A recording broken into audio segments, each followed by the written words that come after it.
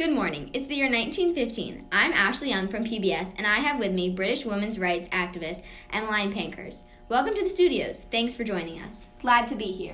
We're so happy you can make it. Why don't you tell us a little bit about yourself and your role in the women's suffrage movement here in Britain?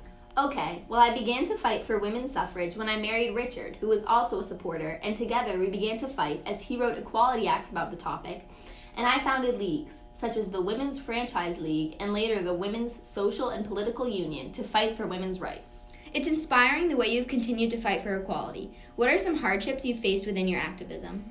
Like many suffragettes, I have been arrested multiple times, gone on hunger strikes, and have been force-fed. Although these events are horrific and traumatizing, I know that I am doing the right thing.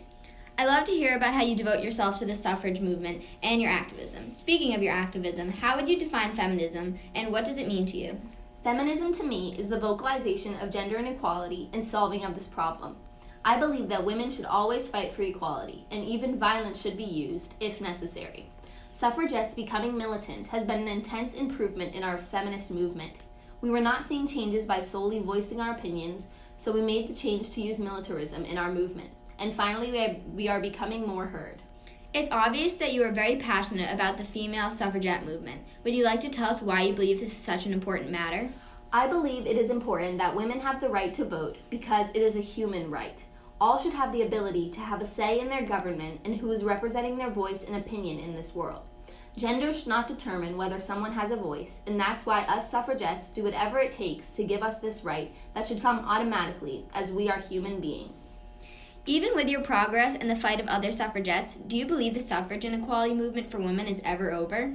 I think women will always be fighting for equality. There will always be one person who will hold men to higher standards, and I, along with women across the world, will continue to fight for equality until we can say all people, no matter their gender, are seen as equals. Is there anything you would like the audience who are listening today to take away from this interview? Anything that they can use in the future? Yes, the most important message of this interview is to never give up. If there is an issue that you have strong feelings about, make yourself heard. Make the changes you want in your life. Don't sit around and wait for others to do it for you. When fighting for what you believe in, don't be afraid to take a stand regardless of judgment from others. As long as you are still fighting, the battle has not been lost. Thank you so much for joining us.